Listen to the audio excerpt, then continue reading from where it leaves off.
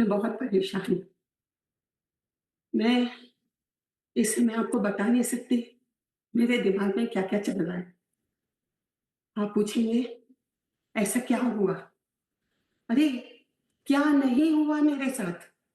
मैं तो एक साधारण सी महिला थी, किताबों की दुनिया में खोई रहती थी। लेकिन जब मैं हकीकत की दुनिया में आई, तब मैंने देखा कि जो सपनों में होता है या जो ख्वाबों में होता है वो सच नहीं होता। दुनिया की हकीकत, वो भी कड़वी, जब सामने आती है ना, तब पता चलता है कि क्या हो रहा है। तो आप पूछेंगे ऐसा क्या हो गया? अरे साहब, मैं चुनाव में खड़ी हुई थी।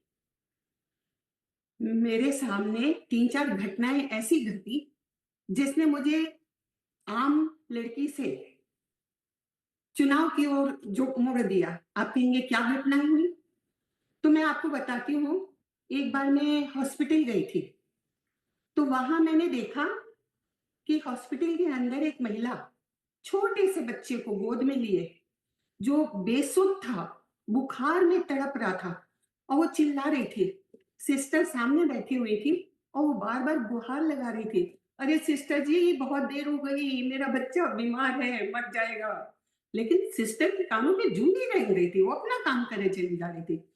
जब दोबारा-तिबारा वो चिल्लाई, तो सिस्टर ने झुंझला के डॉक्टर को फ़ोन किया और सिस्टर की उम्र होगी वही 25-30 साल के करीब की। और फिर उसको रिप्लाई दिया, मैंने अभी डॉक्टर साहब को फ़ोन लगाया था। डॉक्टर साहब अभी घर से ही नहीं निकले हैं, कुछ इमरजेंसी आ गई थी। बताइए ये सरकारी अस्पतालों की हालत है कि डॉक्टर घर से ही नहीं निकले।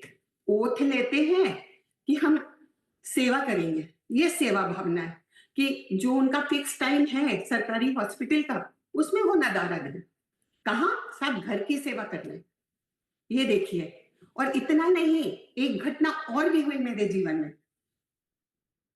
मैंने देखा हॉस्पिटल में ही एक व्यक्ति स्ट्रेचर पे किसी घायल व्यक्ति को लिए हुए दौड़ा-दौड़ा आ रहा था और उसने आते ही सिस्टर से कहा, "सिस्टर जी, इसको तत्काल सेवा की ज़रूरत है, इसको इमरजेंसी में ले जाइए।" सिस्टर बोली, "पहले रुक जाइए। पहले आप बताइए कि इसकी उम्र क्या है? ये आपका कौन लगता है? ये आपको कहाँ मिला था? और इसका तो पुलिस वेरिफिकेशन भी होगा।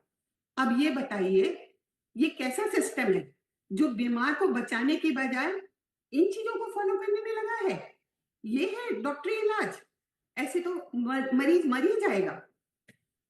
ये तो हुई हॉस्पिटल की घटना जिसमें ढंग से इलाज नहीं मिलता। एक और घटना घटी मेरे साथ कि मैं स्कूल गई थी छोटी बहन के। वहां मैंने देखा एक छोटी सी बच्ची कमरे में झाड़ू लगा रही थी। अरे उसके हाथ में किताब कॉपी की जगह झाड़ू पकड़ा दी गई थी। क्यों? क्योंकि वो गरीब घर की थी, अनाथ थी।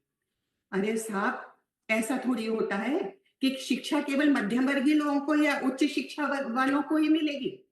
गरीब आदमी का उस पर कोई हक नहीं है, उसको केवल झाड़ू ही पकड़ना है। हद होती है अत्याचार की। और मेरे पड़ोस में एक चाचा जी रहते थे, उनके घर गई तो उनसे पता चला कि उनकी जमीन गांव में थी और किसी ने दबा दी और वो बेचारे लगे हैं चक्कर पे चक्कर काटने, चक्कर पे चक्कर काटने। अरे सुनवाई होती कहाँ है? हर बार उनको ये जवाब मिलता है, आपकी प्रोसेस चल रही है, जब हो जाएगा तो आपको बता दिया जाएगा। बेचारे हर बार मुंह लटका के आ जाते हैं, हर बार जाते हैं, आ जाते हैं। इन सब चीजों ने मेरे दिल को हिला दिया और मैंने ठान लिया कि मुझे पावर चाहिए जिससे मैं कुछ जनता की सेवा कर सकूं, मैं जनता के काम आ सकूं, उनके दुख दर्द दूर कर सकूं। साहब, जब मेरे निश्चय का पता चला मेरे मम्मी पापा को, बहुत नाराज हुए। कहने लगे, अरे बिटिया, ये राजनीति हम लोग का काम नहीं है, ये हमारे बस का रोग नहीं है। और ये तो भयंकर दलदल है, इसमें गिरोगी ना तो फंसती जाओगी, कभी निकल नहीं पाओगी इससे। छोड़ दो बिटिया, तुम तो अपनी घर गृहस्थी देखो। मैं कहाँ सुनने वाली थी, जोश चढ़ा था मुझे तो कि मुझे कुछ करना है, अपने लोगों के लिए कुछ करना है। और सामने चुनाव में खड़ी हो गई। चुनाव में खड़ी हुई और क्योंकि मेरे को ऐसा लगता था कि मेरा वर्चुअल सपोर्ट बहुत ज्यादा है, मैं फेसबुक पे, इंस्टा पे और व्हाट्सएप पे मेरे लाखों फॉलोअर्स हैं। तो मुझे लगता था उनका साथ तो मिलेगा ही मिलेगा, बाकी आसपास की जनता भी देगी। और जो कसर थी, मैं गाँव-गाँव गई। मैंने लोगों से कहा कि मैं आपकी बेटी बनकर, मैं आपकी बहन बनकर चुनाव लड़ना चाहती हूँ, जिससे जो आपकी तकलीफ़ें हैं उनको दूर कर सकूँ। लेकिन साहब जब रिज़ल्ट आया तो सिफ़र, ढाक के 3 पात। मैं चुनाव बुरी तरह से हार गई। तो क्या मुझे हार जाना चाहिए? लेकिन नहीं, मेरी लड़ाई तो कुर्सी के लिए थी ही नहीं, मैं तो सेवा के लिए लड़ रही थी। तो मुझे कुछ तो करना चाहिए, मैं कैसे चुप रह सकती हूँ? अगर सभी चुप होके बैठ जाएँगे, तो करेगा कौन? किसी को तो आगे बढ़ना ही पड़ेगा ना। तो मैं तब से इसी उधेड़-बुन में हूँ कि मैं क्या करूँ, क्या ना करूँ? अभी-अभी मेरे दिमाग में एक विचार आया है कि क्यों ना मैं एक एनजीओ खोलूँ और एनजीओ के माध्यम से गरीब लोगों को, महिलाओं को, गाँव के लोगों को शिक्षा का प्रचार-प्रसार करूँ।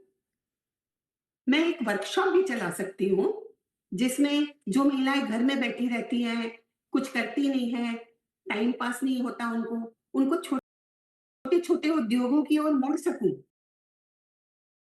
उनके लिए अचार, बड़ी, पापड़, मोमबत्ती बनाने का काम, दुनिया भर के छोटे-छोटे लघु उद्योग हैं, जो मैं शुरू करवा सकती हूँ। तो अगर आप लोग भी मेरे एनजीओ से जुड़ेंगे, तो मुझे बहुत अच्छा लगेगा। और मैं आरटीआई के माध्यम से भी लोगों को जागरूक करना चाहती हूँ, जिससे वो अपने आस-पास जो भी गंदगी हो रही हो या जो भी कुछ देखे गलत, तो वो व्हाट्सएप करें हमें। हम सब लोगों को इकट्ठा करके जाएँगे और उसके लिए प्रयत्न करेंगे कि उनकी समस्या दूर हो सके। तो साहब, मैंने तो यही सोचा है कि अपने लोगों की सेवा करूँगी। सेवा कभी खत्म नहीं होती। राजनीति का क्या है? राजनीति में आज नेता है, कल नहीं है। लेकिन ये जो सेवा की राजनीति है ना, ये बहुत लंबी दूर तक जाती है। और मैं सेवा की राजनीति अपनाना चाहती हूँ। मैं लोगों की सेवा करना चाहती हूँ और सेवा कभी नहीं हारती। जय हिंद।